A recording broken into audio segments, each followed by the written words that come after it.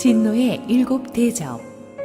요한계시록 16장 1절에서 21절 말씀입니다. 또 내가 들으니 성전에서 큰 음성이 나서 일곱 천사에게 말하되 너희는 가서 하나님의 진노의 일곱 대접을 땅에 쏟으라 하더라. 첫째 천사가 가서 그 대접을 땅에 쏟음에 짐승의 표를 받은 사람들과 그 우상에게 경배하는 자들에게 악하고 독한 종기가 나더라. 둘째 천사가 그 대접을 바다에 쏟음에 바다가 곧 죽은 자의 피같이 되니 바다 가운데 모든 생물이 죽더라. 셋째 천사가 그 대접을 강과 물 근원에 쏟음에 피가 되더라. 내가 들으니 물을 차지한 천사가 이르되 전에도 계셨고 지금도 계신 거룩하시니여 이렇게 심판하시니 의로우시도다. 그들이 성도들과 선지자들의 피를 흘렸으므로 그들에게 피를 마시게 하신 것이 합당하니이다 하더라. 또 내가 들으니 제단이 말하기를 그러하다. 주 하나님 곧 전능하신 이시여 심판하시는 것이 참되시고 의로우시도다 하더라.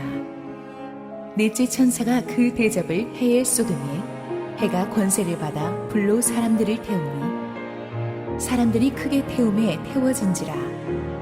이 재앙들을 행하는 권세를 가지신 하나님의 이름을 비방하며 또 회개하지 아니하고 주께 영광을 돌리지 아니하더라. 또 다섯째 천사가 그 대접을 짐승의 왕자에 쏟으니 그 나라가 곧 어두워지며 사람들이 아파서 자기 혀를 깨물고 아픈 것과 종기로 말미암아 하늘의 하나님을 비방하고 그들의 행위를 회개하지 아니하더라. 또 여섯째 천사가 그 대접을 큰 강 유브라데에 쏟음에 강물이 말라서 동방에서 오는 왕들의 길이 예비되었더라. 또 내가 보매 개구리 같은 새 더러운 영이 용의 입과 짐승의 입과 거짓 선지자의 입에서 나오니 그들은 귀신의 영이라. 이적을 행하여 온 천하 왕들에게 가서 하나님 곧 전능하신 이의 큰 날에 있을 전쟁을 위하여 그들을 모으더라. 보라, 내가 도둑같이 오리니 누구든지 깨어 자기 옷을 지켜 벌거벗고 다니지 아니하며 자기의 부끄러움을 보이지 아니하는 자는 복이 있도다. 새 영이 히브리어로 아마겟돈이라 하는 곳으로 왕들을 모으더라. 일곱째 천사가 그 대접을 공중에 쏟으니 큰 음성이 성전에서 보좌로부터 나서 이르되 되었다 하시니 번개와 음성들과 우리소리가 있고 또 큰 지진이 있어 얼마나 큰지 사람이 땅에 있어 온 이래로 이같이 큰 지진이 없었더라.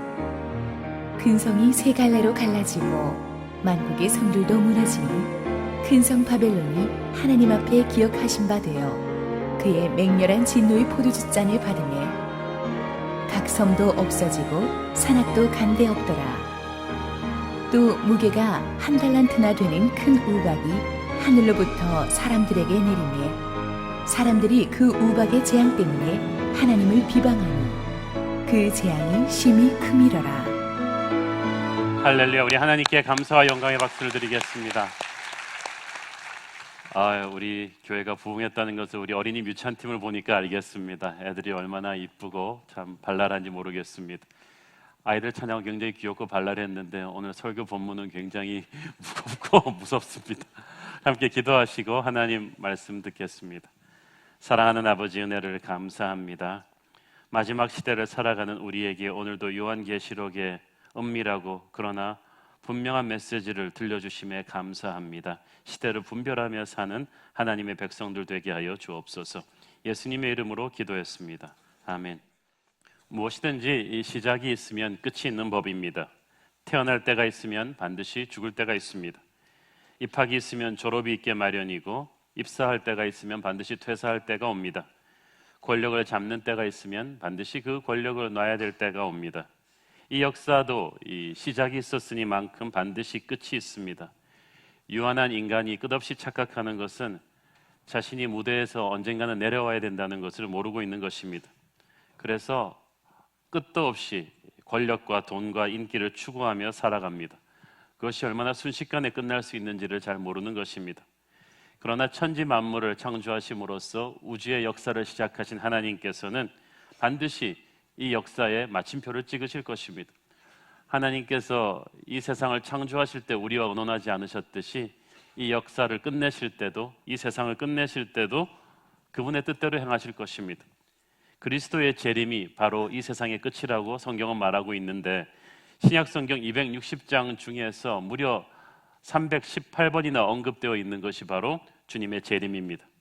요한계시록은 우리에게 재림의 확실성을 가르쳐주며 영적으로 우리가 깨어서 기도하기를 가르치고 있습니다. 오늘의 본문에서는 주님의 재림 직전에 이 땅에 부어질 마지막 7 대접 재앙을 다루고 있습니다. 1절 같이 읽겠습니다. 시작.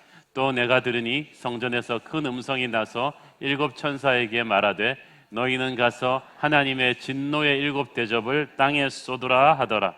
자, 성전에서 큰 음성이 났죠. 하나님의 음성입니다. 마지막 이 대재앙이 하나님의 명령으로 시작이 됩니다. 전에 있었던 7 인의 재앙이나 7 나팔 재앙은 그 범위나 대상이 굉장히 제한적이었고 부분적이었습니다.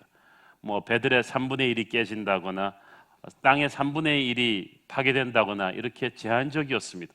그러나 이 마지막 7 대접 재앙은 제한적인 것도 아니고 특정 분야에 제한된 것도 아니고 무제한적으로 모든 지역에 총체적으로 부어지면서 남는 것이 없이 완전히 파괴되는 무서운 재앙이 될 것입니다. 이 재앙은 이유가 없이 내리는 게 아닙니다. 보니까 하나님의 진노의 7 대접이라고 했어요. 하나님이 분노하신 거예요.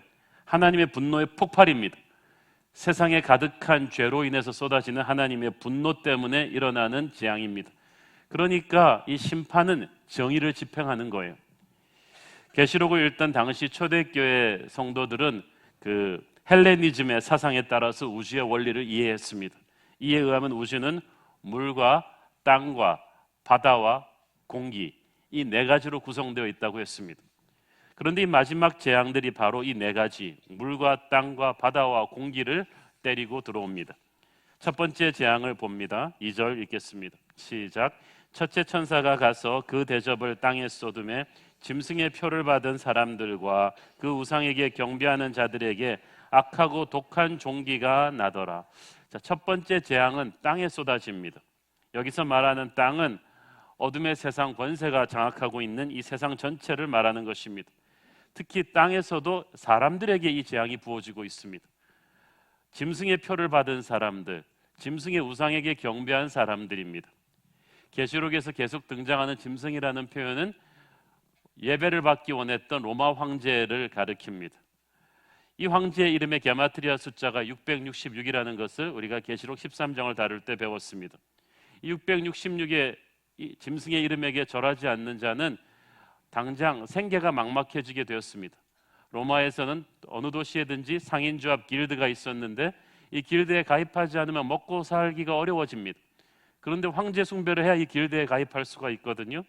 그래서 이 황제 숭배를 거부한 그 당시 성도들은 말할 수 없는 사회적 경제적 핍박에 처해했습니다. 그런데 심판날에는 이 핍박받던 성도들이 구원받는 찬란한 하늘 백성들이 되고 적 그리스도에게 줄을 섰던 세상 사람들이 엄청난 심판에 그대로 노출되는 것입니다. 이 심판이 사람들의 몸을 공격합니다. 건강을 공격합니다. 그들은 병에 걸려 악하고 독한 종기가 온몸에 나는데 그 고통을 이겨낼 수가 없는 거예요. 출애굽할 때 모세를 통해 애굽 전역에 내린 10가지 재앙 중에 6번째 재앙이 바로 그런 것입니다. 인간의 건강이 하나님의 축복입니다. 그런데 마지막 때에 가면 갈수록 우리가 알 수 없는 질병들이, 신종 바이러스들이 엄청나게 많이 생기는데 이 마지막 때의 심판 때는 이게 완전히 극치를 이루는 거죠. 인간의 첨단 의학 기술로 도저히 해결할 수 없는 병들이 이 세상 사람들한테 부어집니다. 그러나 성경은 이 재앙의 대상이 하나님을 거역한 이 세상 사람들이라는 것을 분명히 밝혀주고 있습니다. 두 번째와 세 번째 재앙은 물 위에 쏟아집니다. 두 번째 3절 4절 읽겠습니다. 시작.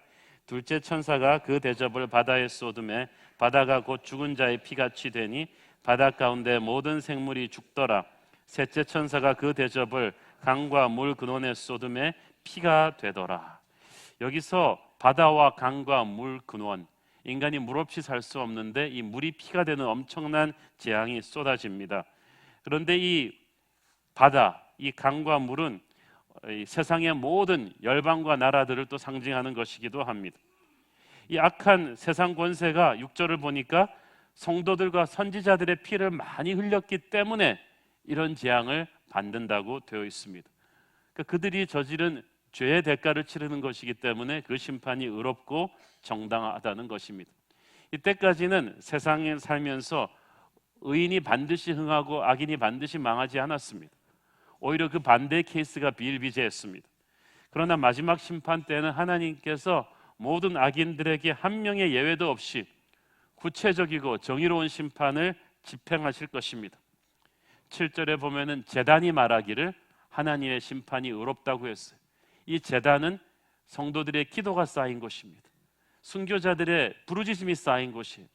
그 제단의 기도 응답이 바로 악한 자들에게 떨어지는 심판으로 세상을 치고 있는 것입니다. 네 번째 재앙 읽겠습니다. 8절 9절 읽습니다. 시작. 넷째 천사가 그 대접을 해에 쏟음에 해가 권세를 받아 불로 사람들을 태우니 사람들이 크게 태움에 태워진지라. 이 재앙들을 행하는 권세를 가지신 하나님의 이름을 비방하며 또 회개하지 아니하고 주께 영광을 돌리지 아니하더라. 네 번째 재앙은 태양에 쏟아 부어지죠. 해 자체가 재앙을 받아서 어두워지는 것은 아닙니다. 그런데 해가 뜨거워져서 그 뜨거워진 해가 사람들에게 이제 화상을 입히는 재앙입니다. 어떤 학자들은 이게 핵전쟁이 아닌가라고 추리하기도 합니다. 그럴 수도 있겠습니다만은 조금 무리한 해석이죠.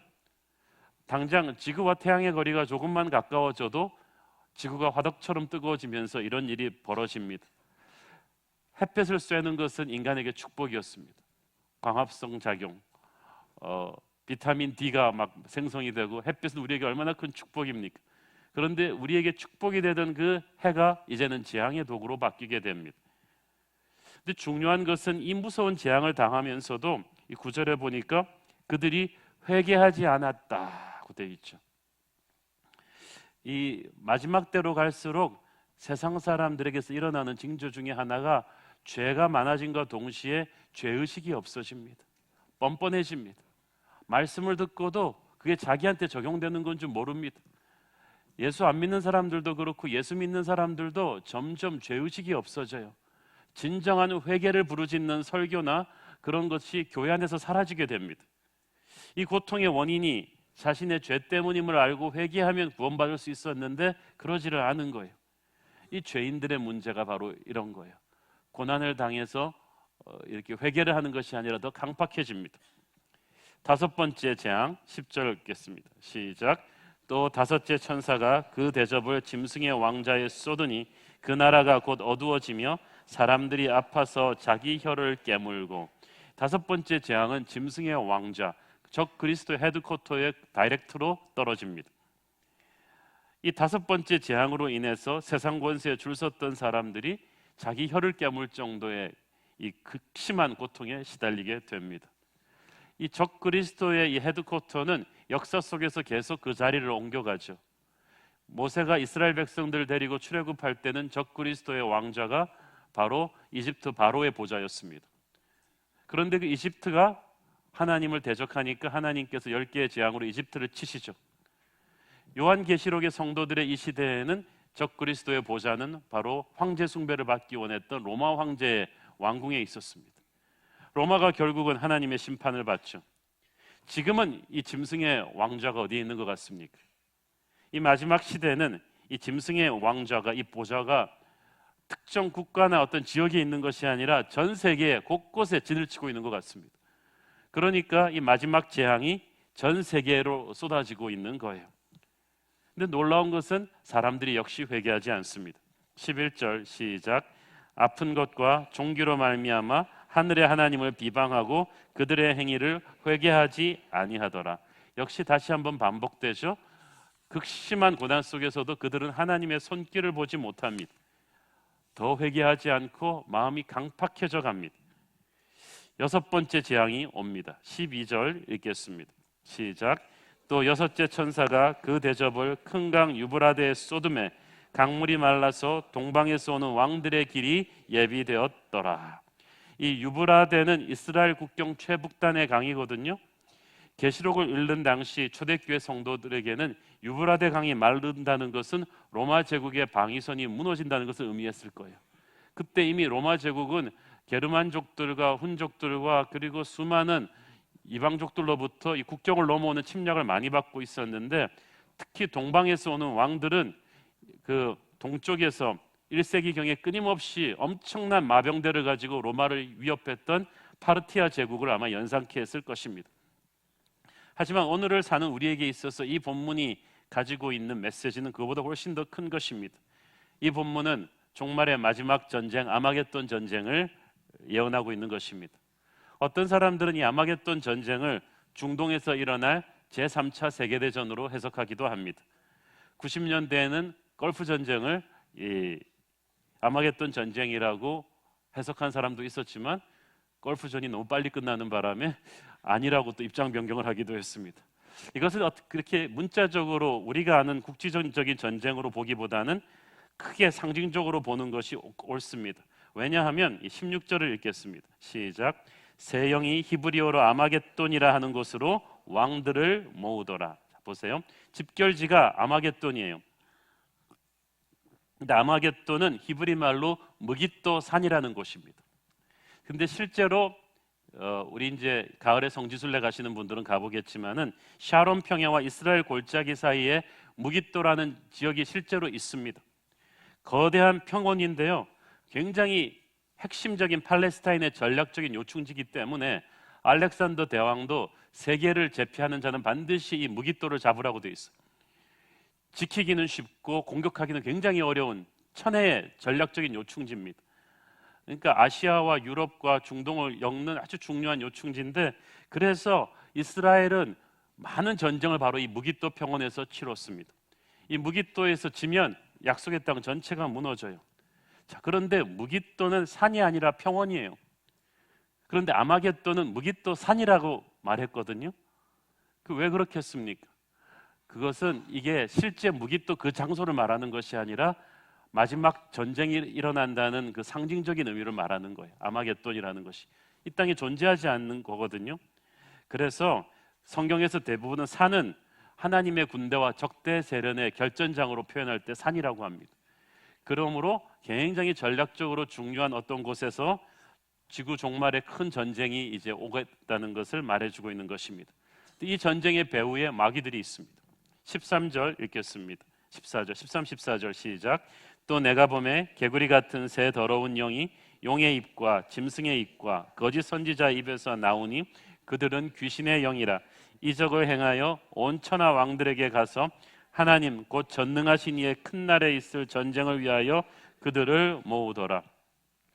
용의 입과 짐승의 입과 거짓 선지자의 입. 계시록 13장에서 이것은 마귀의 삼위일체라고 제가 말씀드렸습니다.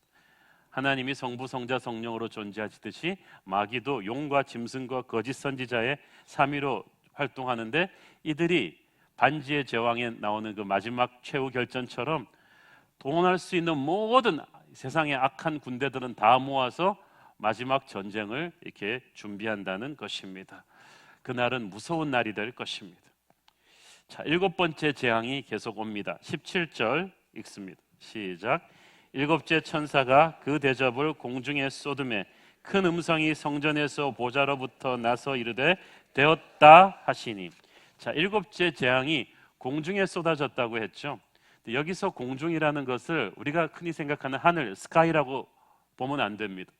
마귀가 공중 권세 잡은 자라는 거 기억하시죠? 그러므로 여기서 공중이라는 것은 이 마귀가 장악한 모든 영역을 말합니다. 하나님의 심판이 마귀의 장악한 영역 위로 그대로 쏟아진다는 것입니다. 더 이상의 일격이 필요 없는 완벽한 파괴력을 가진 하나님의 심판이 마귀의 영역을 쓸어버린다는 뜻입니다. 그래서 큰 음성이, 주님의 음성이 성전에서부터 나서 말씀하십니다. 되었다. It is done. 영어 성경에 보니까 It is finished. 끝났다는 거예요. 이 재앙으로 말미암아 사단의 권세는 완전히 끝이 났다는 거예요. 이 똑같은 표현이 예수님 십자가에서 운명하시기 직전에 주님이 말씀하십니다. 다 이루었다. It is finished. 그게 뭘 다 이루었단 말입니까? 내 인생 이제 끝났다 그겁니까? 아니에요. 주님께서는 십자가에서 사탄이 더 이상 회복하기 불가능한 치명타를 가했다는 거예요. 이제 전쟁은 끝났다. 십자가로서. 그리고 이제 요한계시록에서는 예수님이 교두보를 만들어 놓으신 그 승리를 이제 완전히 하나님이 완성시키신 것입니다. 노르만디 상륙작전이 성공적으로 끝났을 때 다 이룬 거예요. 이미 나치 독일은 그때 치명타를 맞은 거예요. 연합군에게 결정적인 교두보를 내준 거예요. 그 다음에 몇 년 있다가 독일이 완전히 항복할 때는 그 승리를, 노르만디의 승리를 완성시킨 것뿐이에요. 십자가 갈보리의 그 승리가 이제 요한계시록의 마지막에 사단의 모든 영역에 하나님의 심판이 떨어지면서 보좌에서 나는 음성, 다 이루었다. 얼마나 통쾌한 날이겠습니까? 이제 끝이 났다는 거예요. 더 이상 우리를 그토록 괴롭히고 슬프게 하고 절망케 하던 사단의 권세는 없다는 거예요. 이 일곱 번째 재앙이 큰 성 바벨론에 부어졌다고 했죠. 엄청난 지진이 바벨론을 산산이 무너뜨릴 것이라고 했습니다. 계시록을 받아 읽던 초대교회 성도들에게 바벨론은 로마를 상징하는 언어였습니다. 그런데 오늘날 우리에게는 이 바벨론은 로마를 비롯한 모든 과거의 음란과 향락의 도시 소돔과 고모라 같은 곳이며 폭력과 황금의 도시 로마와 같은 것인데, 그 모든 세상의 권세와 문화를 총칭한 거예요. 그 어둠의 세상의 권세와 문화를 뒤에서 장악하고 있는 어둠의 세력을 뿌리부터 하나님께서 쓸어버린다는 뜻입니다. 자, 그런데 중요한 것은 그 와중에서도 사람들이 끝까지 회개하지 않는 거예요. 21절 읽겠습니다. 또 무게가 한 달란트나 되는 큰 우박이 하늘로부터 사람들에게 내림에 사람들이 그 우박의 재앙 때문에 하나님을 비방하니 그 재앙이 심히 크미로라. 이렇게 오늘 계시록에서 9절, 11절, 21절 계속되는 재앙 가운데 계속해서 나오는 사람들의 패턴이 뭐예요? 하나님을 향해서 회개하지 않는 것입니다. 마지막에 사람들이 망하는 것은 죄 때문이 아니라 죄를 짓고도 회개하지 않기 때문입니다. 이게 무서운 거예요. 오늘날 사람들이 돈이 많아서 회개하지 않아요. 권력이 있어서 회개하지 않아요. 자기가 쥐고 있는 것들이 너무 좋아가지고 이걸 회개할 줄을 모르는 거예요. 양심이 너무나 무뎌져 버린, 양심에 화인맞은 사람들이 세상에 너무나 많아요. 우리가 이 세월호 사건을 통해서 우리나라가 곳곳이 얼마나 부패하고 썩었는지를 우리가 보고 있잖아요. 어디서부터 고쳐야 될지를 모르겠어요. 고쳐야 될 사람들이 또 고쳐야 될 사람들이 어디서부터 부패했는지 모르겠어요. 그리고도 죄의식이 별로 없어요. 그냥 재수없게 걸렸다고 생각해요. 근데 세상 사람들만 회개하지 않는 게 아니라요, 교회 다니는 하나님의 백성들도 요즘 너무나 회개가 사라졌어요. 교회에서 기도하면서 우리 성도들의 눈에 눈물이 없어요. 가슴을 치는 통곡이 없어요.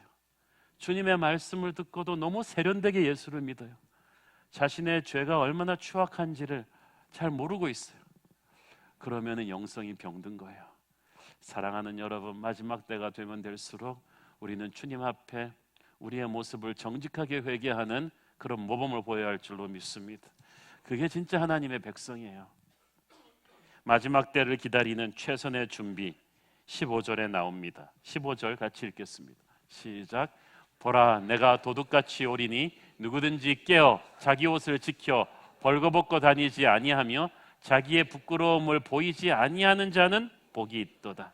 주님께서 도둑같이 갑작스럽게 오신다는 것입니다. 데살로니가 전서 5장 3절 시작. 그들이 평안하다 안전하다 할 그때에 임신한 여자에게 해산의 고통이 이름과 같이 멸망이 갑자기 그들에게 이르리니 결코 피하지 못하리라. 여러분 아시다시피 한국전쟁이 1950년 6월 25일 주일날 새벽에 일어났습니다. 38선 전역에서 거의 새벽기도 시간에 새벽 4시 반 5시경에 공산군이 전적으로 남침을 개시했는데, 그 전날 밤에 한국군과 미군의 고급 장성들이 아주 파티를 열면서 만취했죠. 그때 북한군이 갑자기 밀고 들어온 거예요. 아무도 그렇게 돌연히 그렇게 대담한 기습이 있을 줄은 몰랐습니다. 마찬가지입니다. 오늘을 사는 우리들의 가장 큰 위기는 위기를 위기로 인식하지 못하고 있다는 데 있어요. 평화의 왕을 모르기 때문에 가짜 평화를 지금 진짜 평화로 착각하면서 살고 있는 거예요. 협상과 대화와 외교로 국제 평화를 유지할 수 있다고 믿습니까? 나라와 나라 사이에 영원한 평화가 없듯이 사람과 사람 사이에도 평화는 없습니다. 우리 개인의 삶에도 영원한 안정, 평화 그런 거 없습니다. 여러분에게 지금 부동산이 있으니까, 은행 계좌에 돈이 들어 있으니까, 건강하니까, 인맥이 있으니까 여러분의 인생이 안전지대에 들어와 있다고 믿습니까? 착각입니다. 폭풍 전야가 숨죽일 듯이 고요하듯이 지금 이 순간이 괜찮다고 해서 영원히 그러리라고 믿는 것은 착각입니다. 내가 도적같이 오리라, 그 말씀은 멸망이 갑자기 뒤통수를 치듯이 올 거라는 뜻이에요. 하나님이 심판의 날이 늦춰지니까 사람들이 하나님을 만만히 봅니다. 이제까지도 아무 일 없었는데 앞으로도 별일이 있겠어? 사랑하는 여러분, 하나님은 느려서도 굼떠서도 이렇게 시간을 늦추고 계신 게 아닙니다. 아직 구원받을 백성의 수가 다 차지 않았어요. 천국에 하나님이 구원하고 싶은 백성의 쿼타는 우리가 생각하는 것보다 훨씬 크고 넓습니다. 그 하나님의 사랑 때문에 단 한 명이라도 더 구원의 방주에 넣기 위해서 기다리시는 것을 하나님이 오지 않는다고 착각해서는 아니라는 거예요. 한번 심판의 칼이 들리면 그때는 돌이킬 수 없을 것입니다. 그래서 우리가 그걸 준비를 하고 있어야 됩니다. 여기서 깨어 있으라고 합니다. 누구든지 깨어 있으라고 해요. 신약 성경에서 깨어 있으라는 말씀이 무수히 많이 나옵니다. 이 시점에서 지금 조시는 분들은 깨기를 바랍니다. 성경에서 이 깨어 있으라는 말이 나올 때는요, 거의 99% 영적인 전쟁을 염두에 두고 하는 말입니다. 여러분이 설교 시간에는 졸아도 괜찮아요. 안 죽어요. 그렇지만 전쟁하다가 병사가 졸면 죽어요. 그렇죠?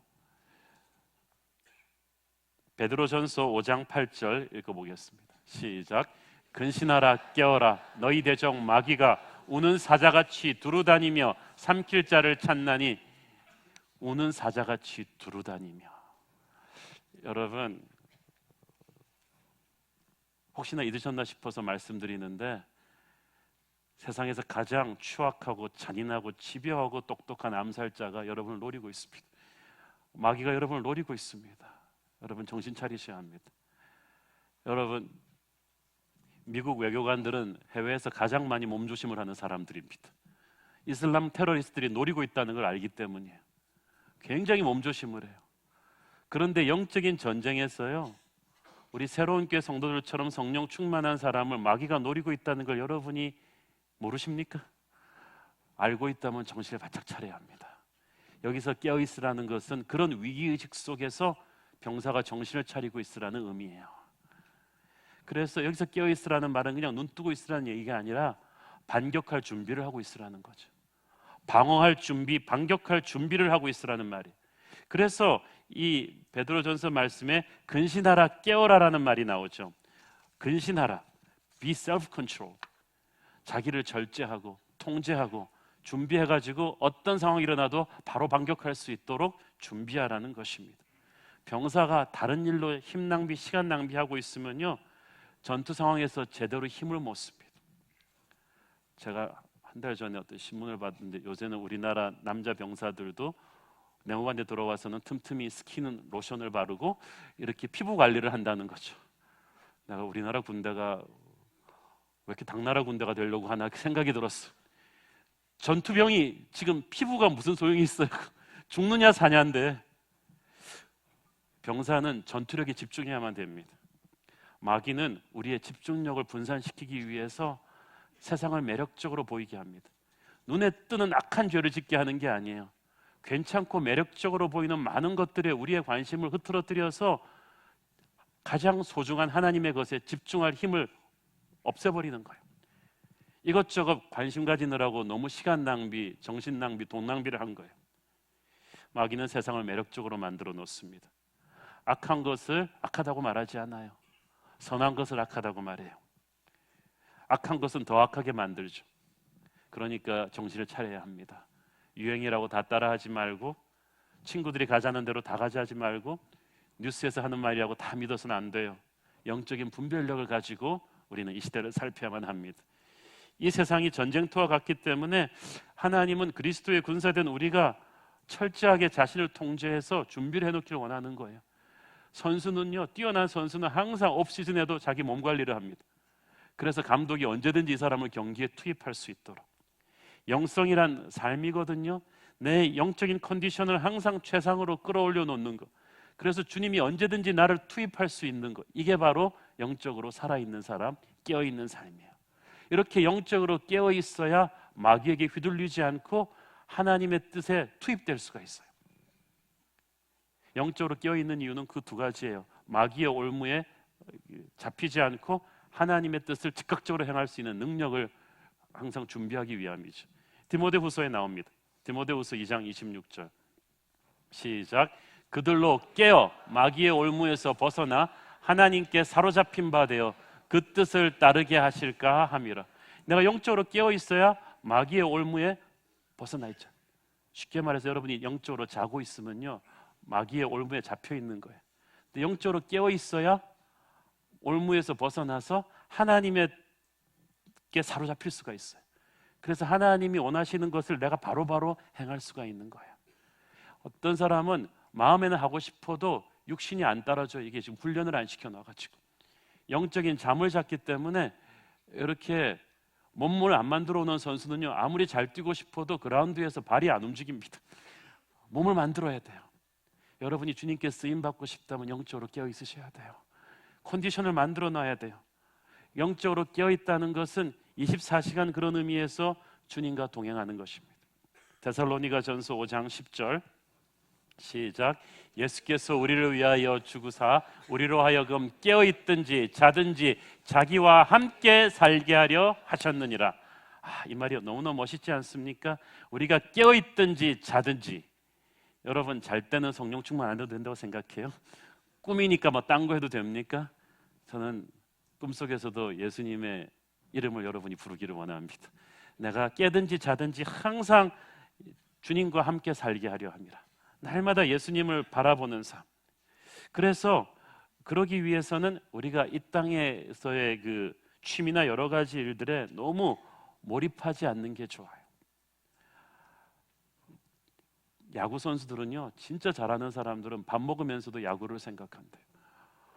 그 박찬호 선수 얘기 듣고 깜짝 놀랐어요.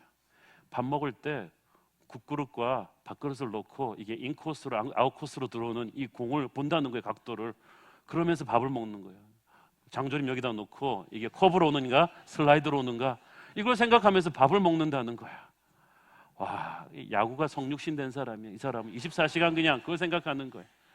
제가 부끄럽더라고요. 야구 선수가 그러는데 우리가 예수님을 얼마나 그렇게 생각을 합니까? 깨어 있으라는 말은 그냥 눈만 뜨고 있으라는 게 아니라 예수님을 바라보고 있으라는 거야.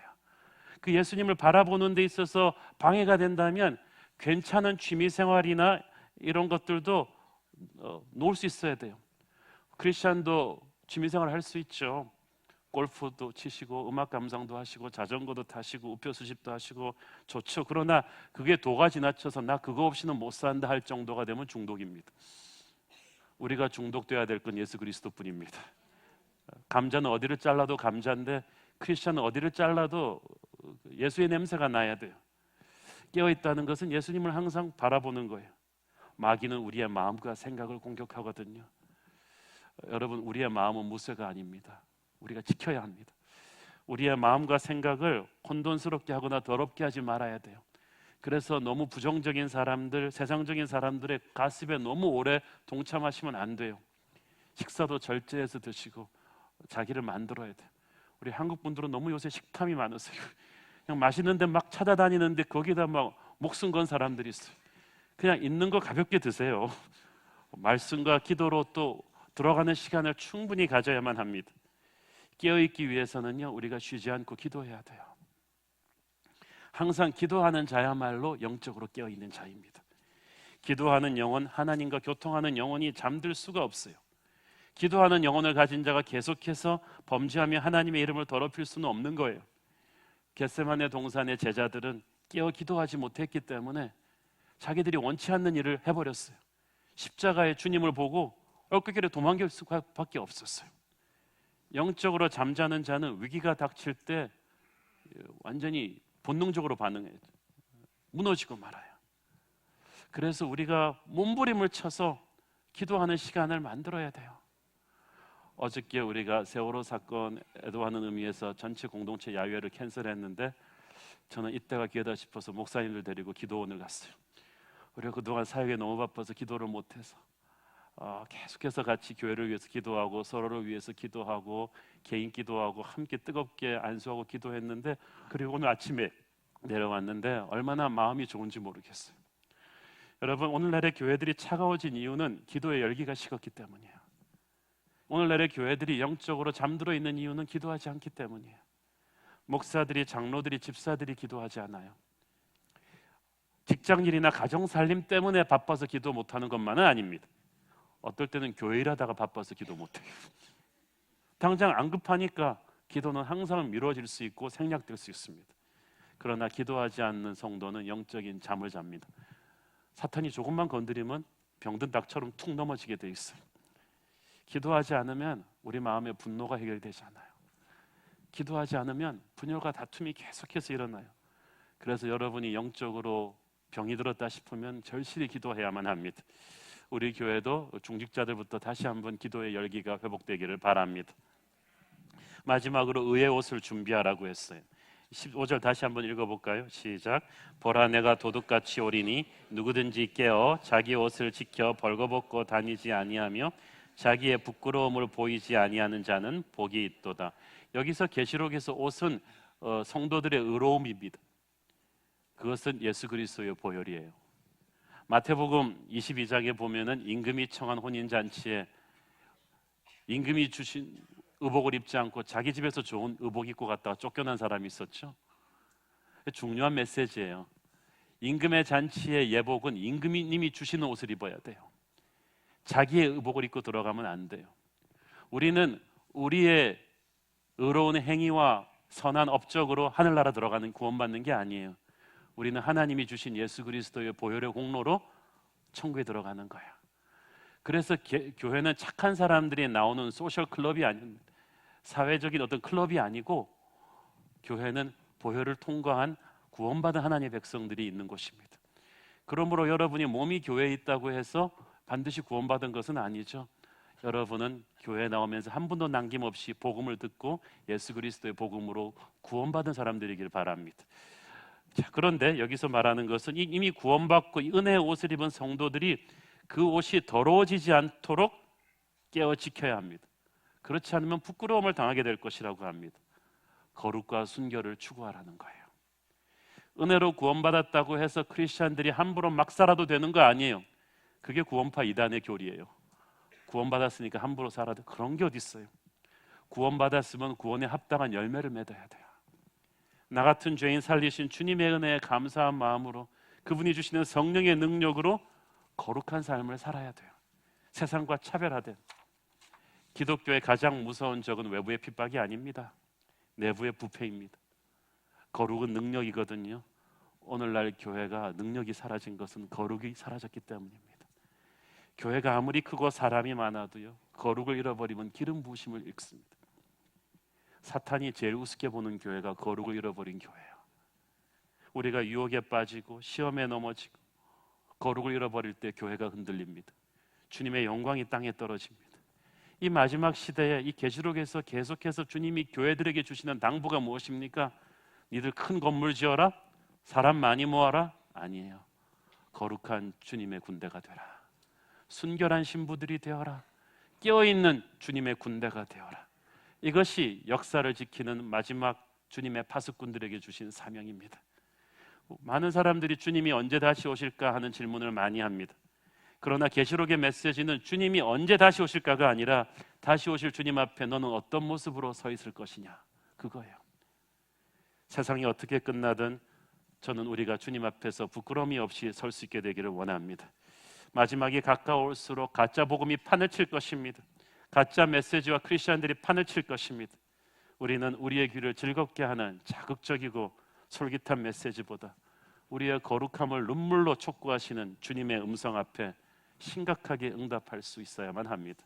저는 저와 여러분이 주님 다시 오실 때까지 외롭고 힘든, 그러나 주님 기뻐하시는 거룩한 신부의 길을 갈 수 있게 되기를 축원합니다. 기도하겠습니다. 사랑하는 아버지, 은혜를 감사합니다. 마지막 날입니다. 세상 곳곳에서 무너지는 소리들이 들립니다.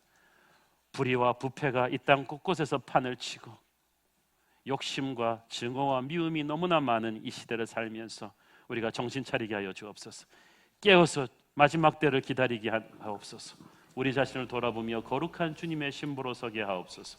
예수님의 이름으로 기도했습니다. 아멘.